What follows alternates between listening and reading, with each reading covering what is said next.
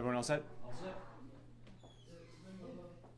We're working off it, Steph. We're doing the best we can. All right, well, good afternoon. I want to start by thanking you all for being here so that we can give an update to our city and our community about this past weekend's snowstorm and the snow removal efforts that remain underway. As we know, this is the most snow that Providence has experienced in several years. The added complexity was and it remains the extreme temperatures that we're continuing to experience.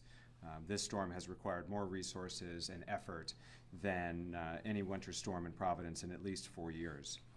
Back in 2022, there was a storm of this magnitude, but it wasn't followed by a week full of 10-degree temperatures. And so in addition to the snowfall, we've had the additional challenge of nothing melting throughout the week. The timing and severity of this storm has made it very challenging, and yet we remain hard at work. I understand and have heard loud and clear the frustration of our residents, of our business owners, and of everyone trying to get in and around the city of Providence. I want people to know that we hear that frustration. I take those concerns and criticism very seriously, and we have not let up on our efforts to continue to clean up and to continue to make the city more easy to navigate, easier to park, easier to get to work, easier to get your kids to school, and all of the other things that have to happen for our families to continue to move forward. From early Sunday morning and throughout this week, our crews have been hard at work. Since the onset of this storm, Department of Public Works employees have worked approximately 2,300 hours. We are working around the clock. We are using every resource that's available to us, and we have not stopped. As a reminder of how we prioritize, at the height of the storm, our priority is always safety. So hospital routes, main roads, hills, because you can have accidents on the hills in the city, and highway overpasses, which freeze more quickly. And that's what we stayed focused on Sunday.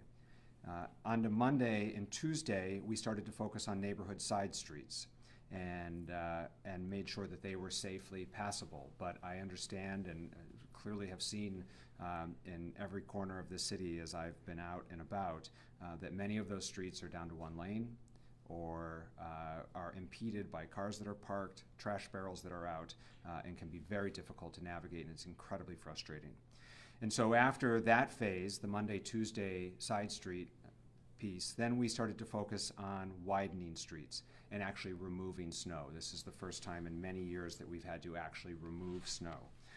And hopefully every day people have started to notice that main corridors have become better because overnight we've been removing snow, hauling it away. Snow removal efforts, separate from snow plowing efforts, generally require us to close a street, which is why we do it at night.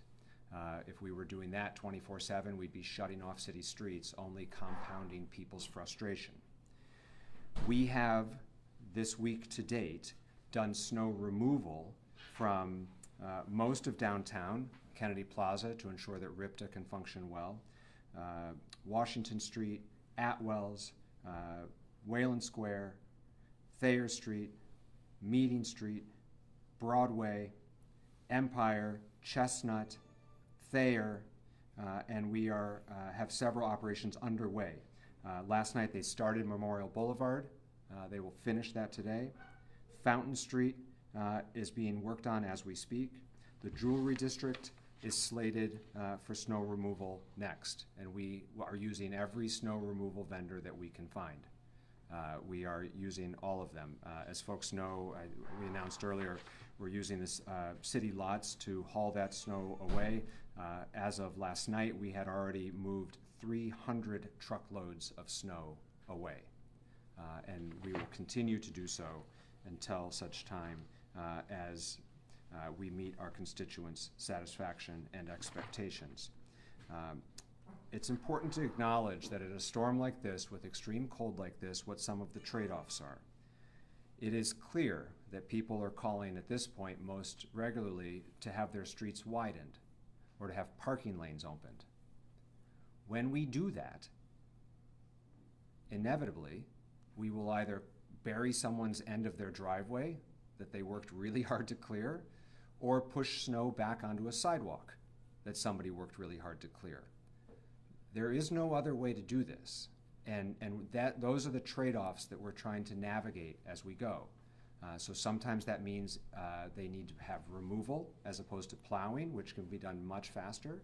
Sometimes means we have to go slower or use snow blowers, which we have, but we do not have hundreds of snow blow operators in the city of Providence. And so we hear that frustration, but there are trade-offs to all of these decisions. I was driving around all morning this morning.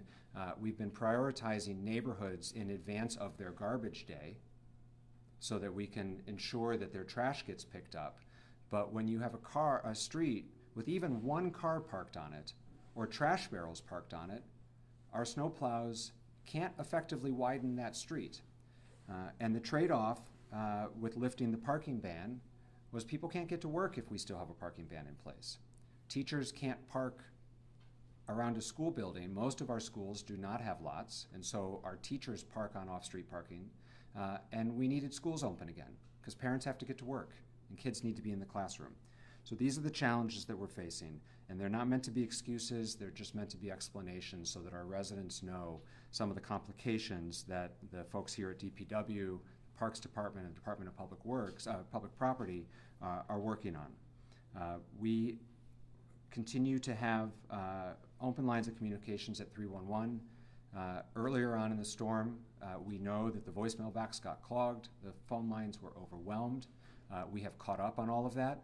311 is open, the voicemail box is clear, the website is working, and so you are still encouraged and welcome to submit items that require our attention through 311 through any of those methods, the phone number, the email, or the web-based form for submission.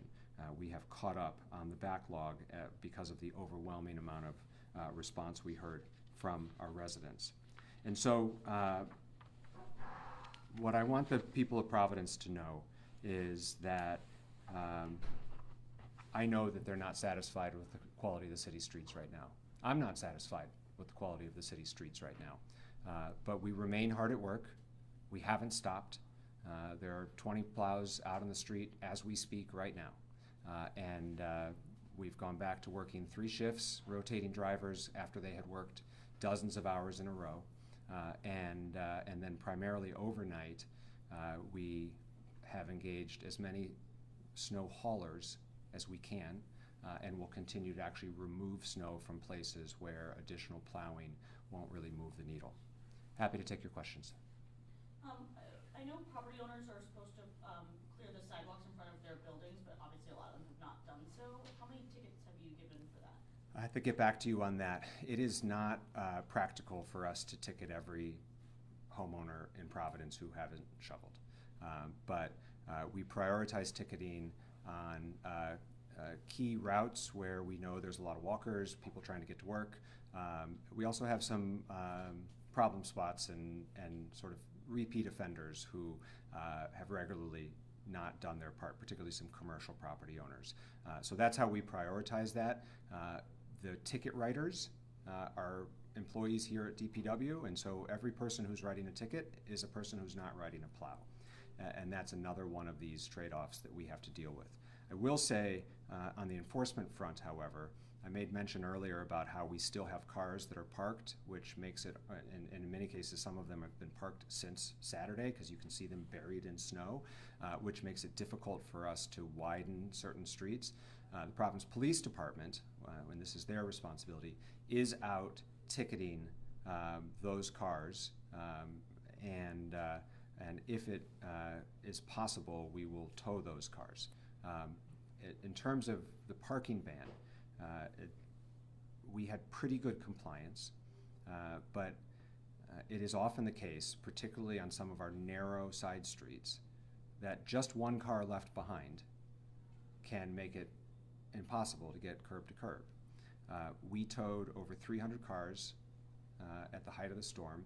We used every one of our tow vendors, and there's multiple tow vendors, and they all have their own lots to where they tow. Most of our vendors filled their lots up. It would not have been possible to tow it only would have been possible to tow a few more cars than we towed. Almost all of their lots were full.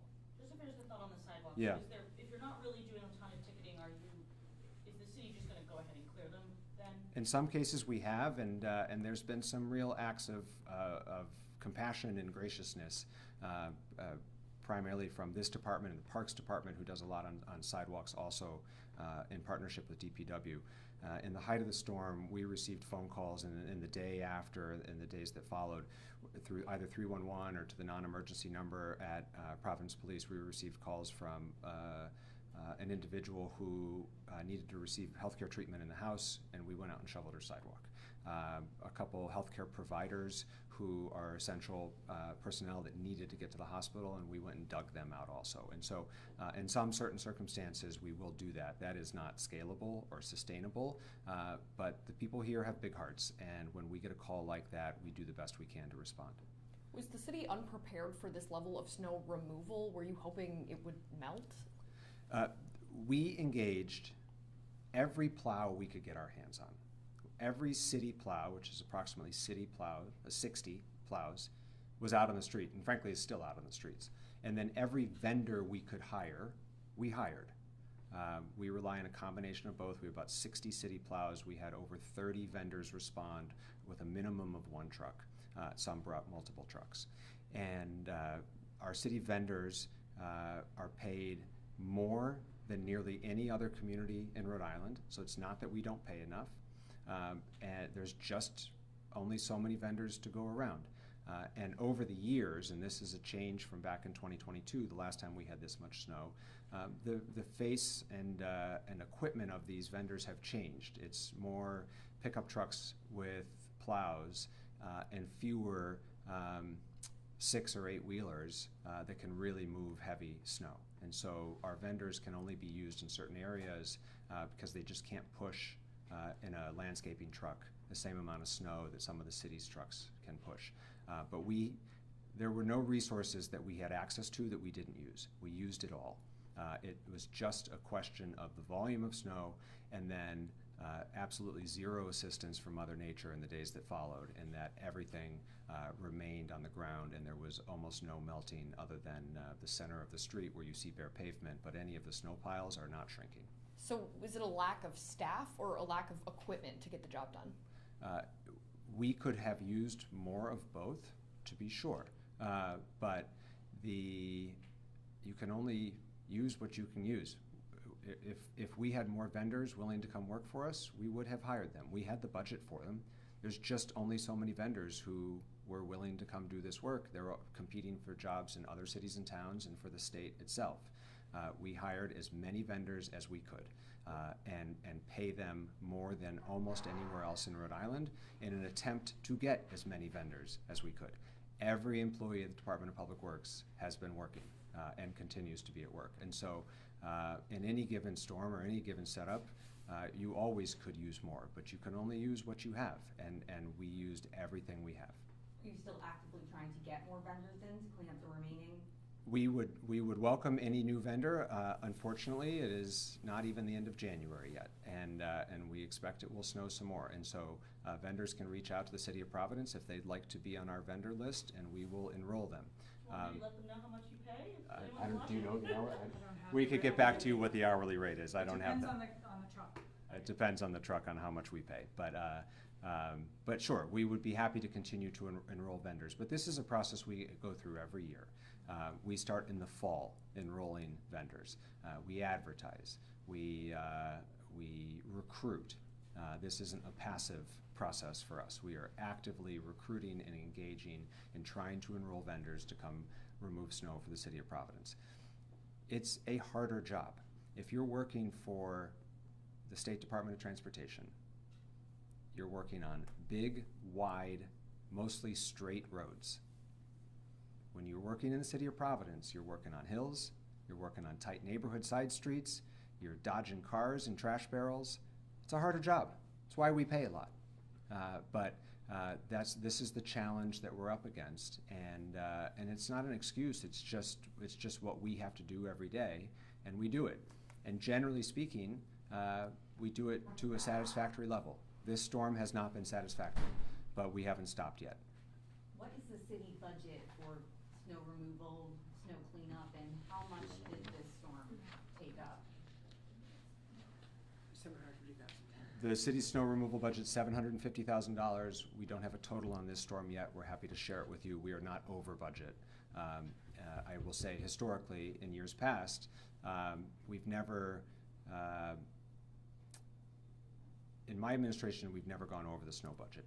In historical years in the city, I'm aware of, there have been years when we've gone over the snow budget, but the city has never cut back on snow removal services because they're over budget. It means you have to make cuts in other things in order to balance the budget by the end of the year. That's how we would do it as well. Did either the budget or just the number of vendors you have contracted shrink over the past few years because it hasn't snowed that much?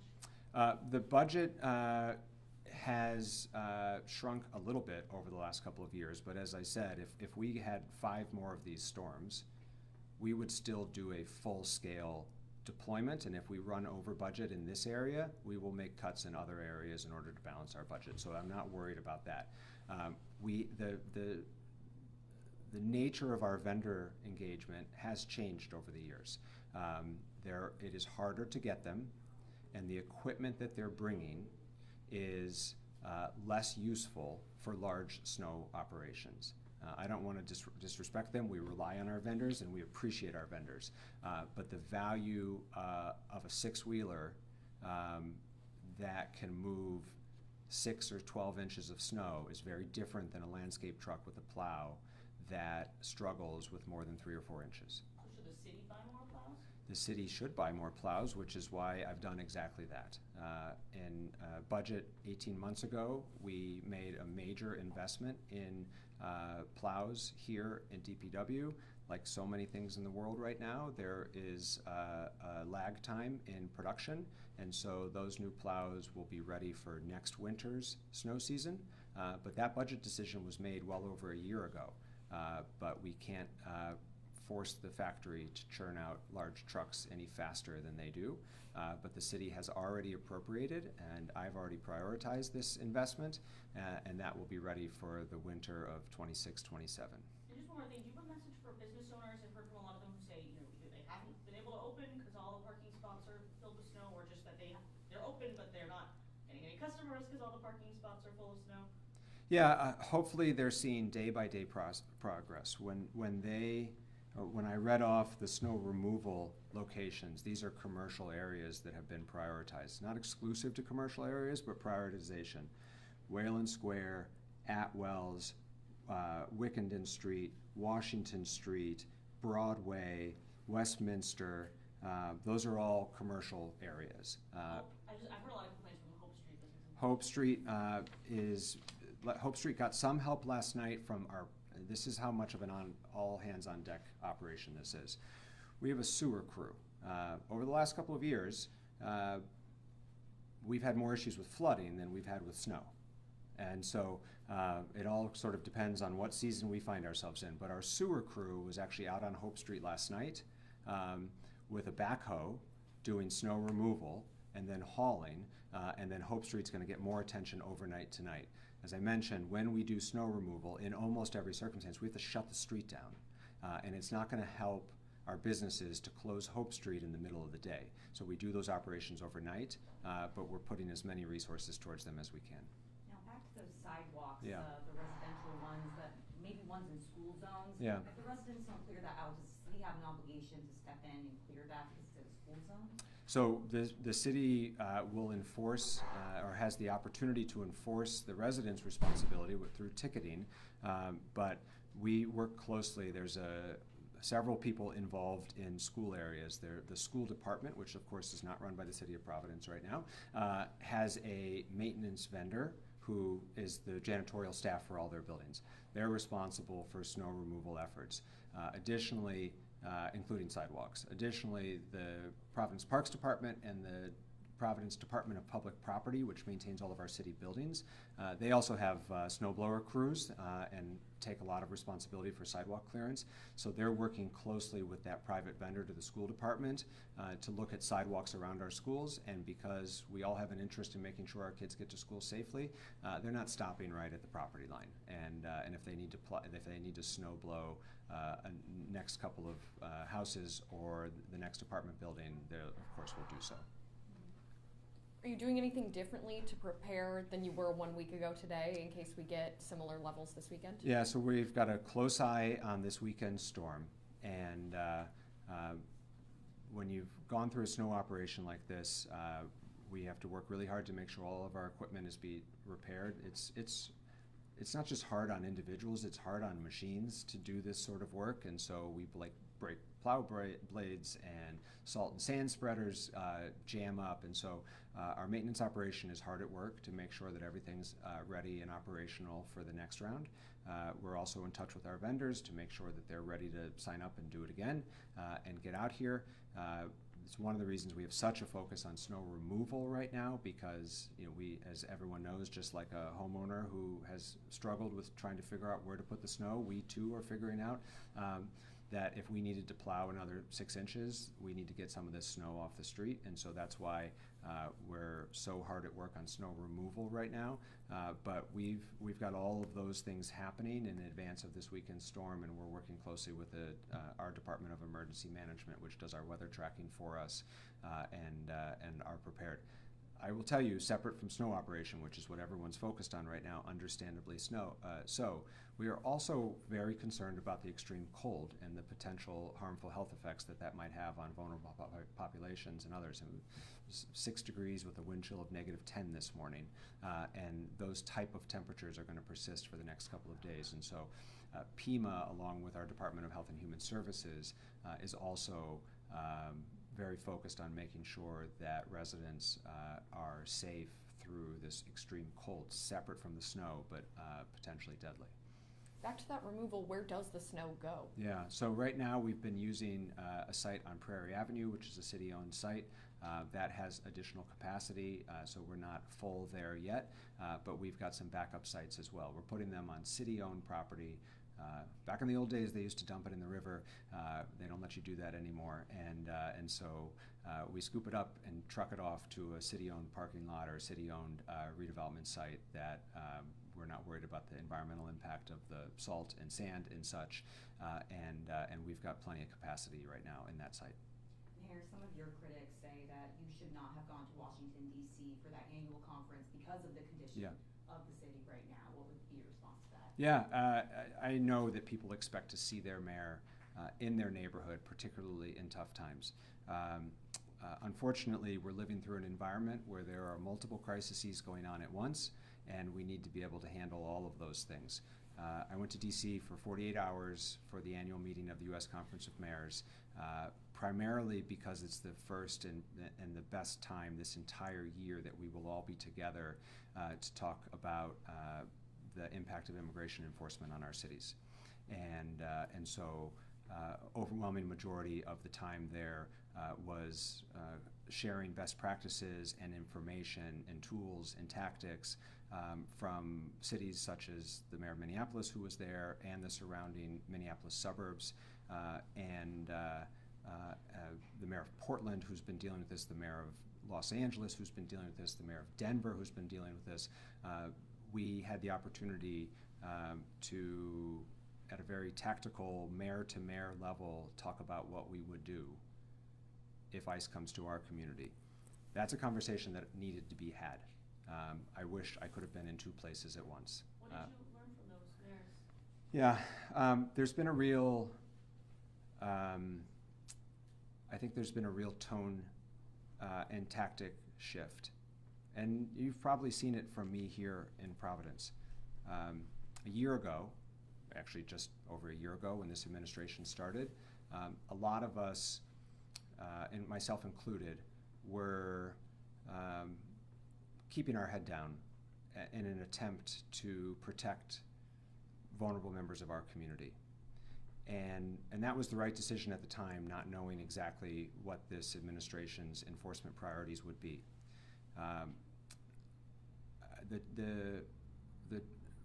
I won't say wide total consensus, but there's been a broad shift that one, because we've witnessed now for a year that enforcement priorities, locations, seems to have nothing to do with anything other than political grudges or retribution from the administration. And so, quote, keeping your head down maybe does, maybe doesn't keep you off the hit list.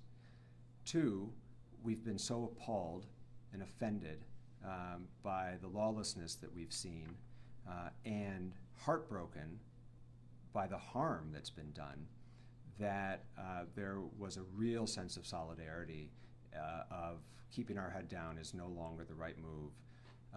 The best way to stand up to this action is through collective action and safety in numbers. And so there is, I think, a new push amongst cities that can to speak up and speak out. And I think the people in Providence have seen me go through that evolution over the last year. Go to the protest later today? I don't know if I'll be at the protest today, but I've been at many of the protests run by Indivisible, which have been a really productive and safe and appropriate place and way to protest. Some of the protests in the city I don't go to because there's other messages there that I don't condone and some of the tactics that I don't condone. So I'm not sure if I'll be there today. But I do think that residents should speak up and speak out and do so peacefully. On the other tactical front, we've had a lot of conversation about how to appropriately coordinate and plan for, and like with an emergency management lens, walk through the steps of what would happen if a mass deployment comes to your community, and some of those details are best kept private, but there is a very real, tangible